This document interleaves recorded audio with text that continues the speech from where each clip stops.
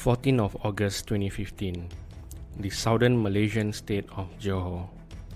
The weather was unusually hot and dry across the Malayan Peninsula.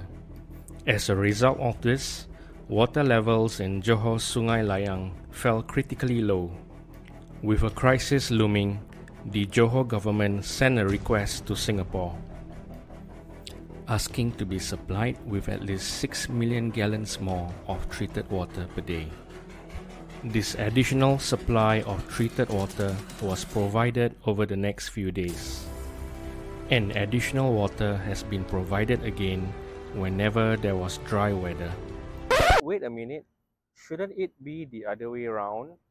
Isn't Malaysia the one supplying water to Singapore? After all, every time there is an online argument between Singaporeans and Malaysians, threats to cut off the supply of water to Singapore will come up again and again. Let's talk about that in this video.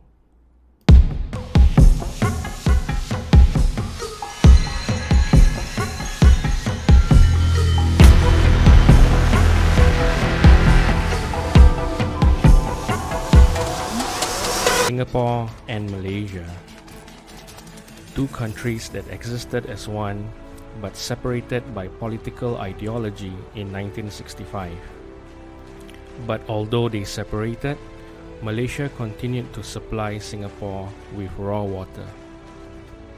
This is based on 1961 and 1962 agreements that allow Singapore to draw up to 250 million gallons of water a day from the Johor River. On the other hand, Singapore would supply Johor with treated water. This is because while the southern Malaysian state has plenty of raw water, it does not have enough capacity to process raw water into clean water. It's the same predicament faced by other Malaysian states like Kelantan, where brown water regularly flows from the tap. So if you were to look at the causeway connecting Singapore and Malaysia, you will realize that there are three large steel pipes running across the length of the causeway. So these are the steel pipes that are bringing in raw water from Johor into Singapore. But these are also the steel pipes that are being used to bring in treated water from Singapore into Johor. The last agreement between Singapore and Malaysia will expire in 2061. The water relationship between Singapore and Malaysia is complicated. In his memoir, From Third World to First, Singapore's first Prime Minister Lee Kuan Yew recalls how then Malaysian Prime Minister Tunku Abdul Rahman often used three levers to force Singapore to follow Malaysia's will. The three levers are the military, the economy, and the water supply. To counter Malaysia's military threat, Singapore built up its armed forces. And to counter Malaysia's economic threats, Singapore built up its own industries. But when it came to raw water, Singapore had to continue depending on Malaysia. And took advantage of this, Malaysia did. Once, Malaysia even threatened to go to war over the water issue.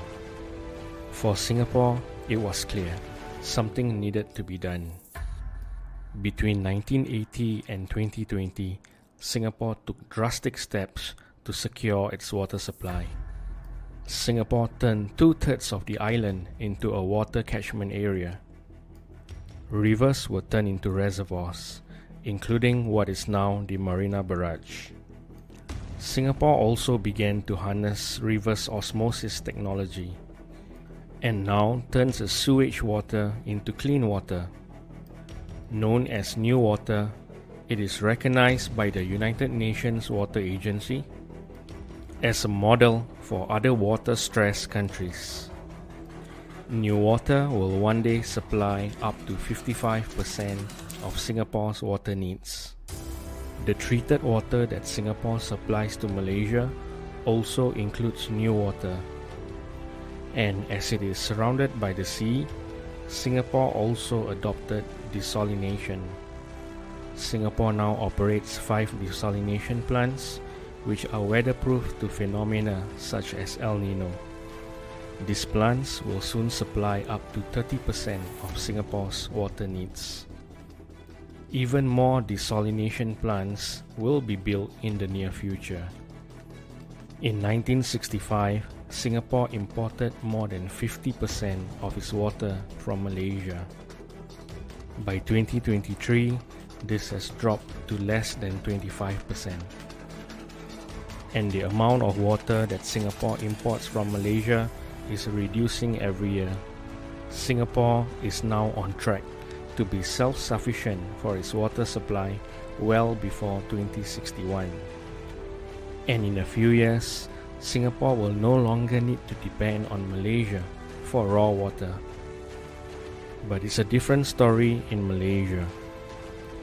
The country is increasingly water stressed given its processing capacity. Natural sources of water catchment, like forests, are disappearing rapidly, and water levels in rivers fall badly during heat waves. In states like Selangor and Malacca, water disruptions are an occasional affair. And in Kelantan, brown water from the taps continues to be a common sight. Also facing water stress is the southern state of Johor, which supplies raw water to Singapore. Its rivers are also faced with falling water levels due to climate change and deforestation. This is why the state has, on more than one occasion, sought help from Singapore to supply it with additional treated water. In summary, Johor imports a significant portion of its treated water supply from Singapore. The exact percentage of Johor's water supply that is imported from Singapore is unknown, but the state imports more than 3 times the amount that it is entitled to under the 1961 and 1962 water agreements. So now we have a situation where on one hand, Singapore is becoming less dependent on Malaysia for its raw water, but on the other hand, Malaysia may soon rely more on Singapore to supply the country with clean, treated water. So do like and save this video, and share it the next time you see someone who needs better understanding with regards to Singapore's water relationship with Malaysia.